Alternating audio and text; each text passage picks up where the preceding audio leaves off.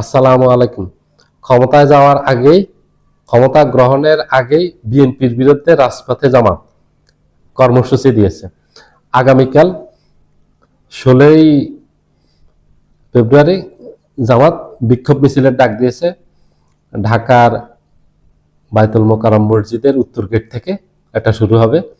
এটা দিয়েছে এই জন্য সারা বাংলাদেশ ব্যাপী নির্বাচনের পর যেভাবে জামাত, এনসিপির এবং তাদের 11 দলীয় জোটের নেতা কর্মীদের বাড়িঘরে যেভাবে হামলা চালিয়েছে, ভাঙচুর করেছে, অগ্নিসংযোগ করেছে, তাদের নেতা কর্মীদেরকে যেভাবে পিটিয়ে আহত করেছে এবং নেতা কর্মী নিহত হয়েছেন 2 জন, বিএনপির একজন হয়েছেন, সেটা বিএনপির কর্মীর হাতে, বিএনপির প্রার্থীর হাতে, বিএনপির বিদ্রোহী প্রার্থীর একজন কর্মী মারা গেছেন মুন্সিগঞ্জে, আর 2 জন জামাতের মারা গেছেন।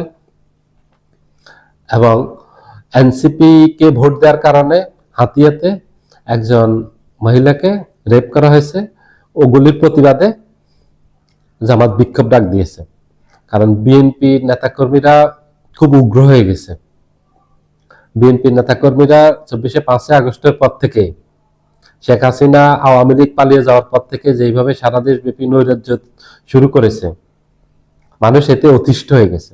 এখন যদি বিএনপিকে এই গত 3 দিনে সারা দেশব্যাপী বিএনপি, এটা একেবারে সুনির্দিষ্ট অভিযোগ, একদম প্রমাণিত অভিযোগ, এখানে কোনো গুজব বা মিথ্যা নেই, 220টা সহিংসতার ঘটনা ঘটেছে বিএনপি নেতা কর্মীরা।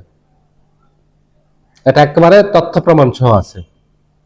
তো সারা দেশব্যাপী 220টা, এটা একটা সংগঠন সার্ভে করছে, এটা তাদের আসছে, কিন্তু হিসাবে তার থেকে আরো বেশি, 1000-এর উপর জায়গা বাড়িঘর পুরো দেশব্যাপী এই এনসিপি এবং 11 দলীয় জোটের, এক কথা 11 দলীয় জোটের নেতা কর্মীদের বাড়িঘরে হামলা চালিয়েছে এবং ব্যবসা প্রতিষ্ঠানে হামলা চালিয়েছে এবং ব্যক্তিকে হামলা চালিয়েছে।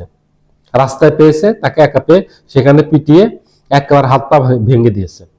কুড়িগ্রামে একজনের পা ভেঙে দিয়েছে, ওনার ছেলে বিএনপির জামাতের এজেন্ট হয়েছে এই জন্য। তো এভাবে আমি একটা কথা বললাম, সারা দেশব্যাপী এইভাবে ঘটছে। এখানে কি ঘটছে?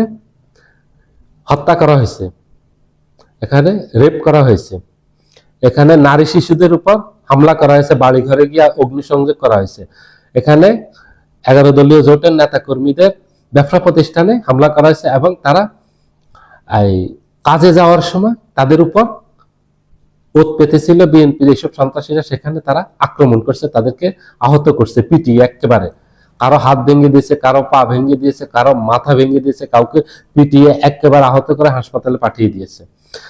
এই যে জঘন্য অপরাধগুলো শুরু করছে বিএনপি ক্ষমতায় যাওয়ার আগে, এখনো বিএনপি এই শপথই গ্রহণ করেনি।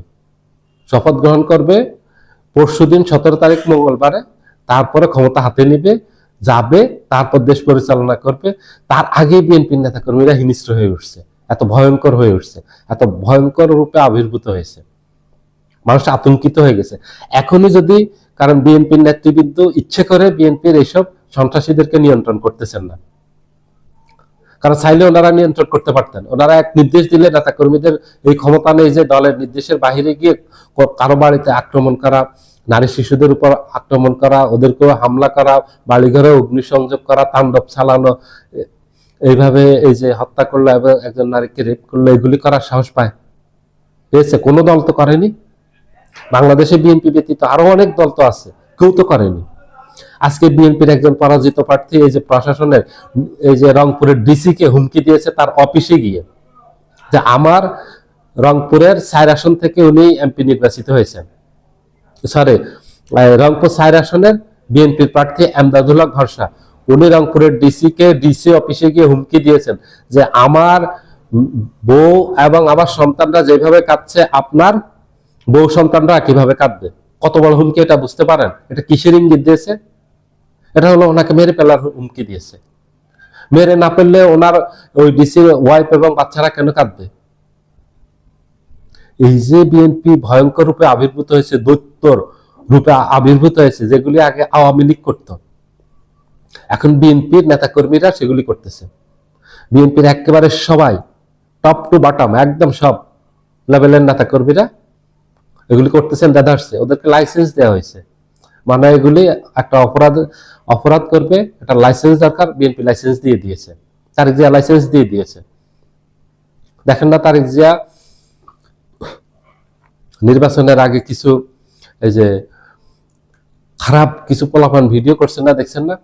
যে একটা ছেলে ভিডিও করছে যে এই বিদেশ থেকে এই যারা ভোট দিয়ে ব্যালটে ভোট দিয়ে অনেকে দিয়েছেন, দিয়ে দাঁড়িপাল্লায় ভোট দিয়েছেন, দেখিয়ে দিয়েছেন যে আমরা দাঁড়িপাল্লায় দিয়েছি। এটা একটা মানুষ দিতেই পারে।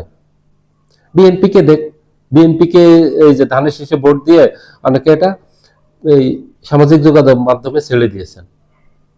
তো সমস্যা নাই, এটা বিএনপি একটা মানুষ করতে পারে, আওয়ামী লীগ করতে পারে, জামাত করতে পারে, জাতীয় পার্টি করতে পারে। এক একজন এক একটা মত থাকবে, এটাই স্বাভাবিক। যদি কেউ অপরাধ না করে তাহলে তার বিরুদ্ধে কোনো শাস্তিমূলক ব্যবস্থা নেওয়া যাবে না। একটা দল করার কারণে এটা কোনো অপরাধ না। একটা মানুষ একটা দল করতে পারে, এটা তার অধিকার। এই অধিকারের জন্যই তো গত 17 বছর মানুষ আন্দোলন করছে। তাহলে কাউকে অধিকার থেকে বঞ্চিত করা যাবে না। শুধু যদি ও অপরাধী না হয় তাহলে ও ওর মত প্রকাশ করবে, ও দল করবে। আর যদি অপরাধী হয় তাহলে তাকে আইনের আওতায় তুলে দেওয়া হবে, ওর বিরুদ্ধে শাস্তিমূলক ব্যবস্থা নেওয়া হবে। এটাই হলো নিয়ম। এই ছেলেটা করছে কি, দাঁড়িপাল্লায় অনেকে ভোট দিছে, ভোট দিয়ে এটা ফেসবুকে দিয়েছে। ওখানে এই ছেলেটা বলছে যে যারা দাঁড়িপাল্লায় ভোট দিয়েছেন, আপনারা যে আপনাদের বউদেরকে এই জামায়াতের আমিরের কাছে লিস্ট দিয়েছেন, এটাকে বুঝেন আপনারা। এই ছেলেকে তারেক জিয়া প্রমোট করছে যে আমি তোমার ভিডিওতে সবসময় দেখি। তাকে কত বড় উৎসাহ দিচ্ছে বুঝছেন? এই ছেলে কত বড় অসভ্যতা করলো, আর তাকে পুরস্কৃত করলো তারেক জিয়া। তারেক জিয়ার কারণে বিএনপির নেতাকর্মীরা হিংস্র হয়ে গেছে, ভয়ঙ্কর রূপ ধারণ করছে, এত সন্ত্রাস করতে পারতেছে। নাহলে এই সাহস কোথাও থেকে পেত না। ওরা কোনো ব্যবস্থা নেয়নি এইসব সন্ত্রাসীদের বিরুদ্ধে। এই যে 5 আগস্টের পর সারা দেশ ব্যাপী কয়েক হাজার অপরাধ করছে বিএনপির, কয়েক হাজার সন্ত্রাসী, কয়েক হাজার অপরাধী। এদের বিরুদ্ধে কোনো ব্যবস্থা নিয়েছে বিএনপি? একজনের বিরুদ্ধে কোনো ব্যবস্থা নেয়নি। কিছু নাম কাওয়াজকে বহিষ্কার করছে, আবার প্রত্যেককে বহিষ্কার আদেশ প্রত্যাহার করে দলে নিয়েছে। এটা হচ্ছে মানুষের ভোট পাওয়ার জন্য। মানুষ এগুলি বুঝে, কিন্তু তারপরে আমাদের দেশের মানুষ অনেক বড় একটা ভুল করছে। এই ভুলের মাসুলটা দিতে হবে। ভালো মানুষদেরকে নির্বাচিত করেননি মানুষ। ভালো মানুষ যে কোনো দলের হোক তাকে ভোট দেন আপনি। আমার কোনো দলের প্রতি কোনো বিদ্বেষ নেই। আমার শুধু একটা ক্ষোভ আছে, একটা দুঃখ আছে যে আমাদের দেশের মানুষগুলো, সৎ মানুষ, যোগ্য মানুষ, দেশপ্রেমিক মানুষদেরকে ভোট দিল না।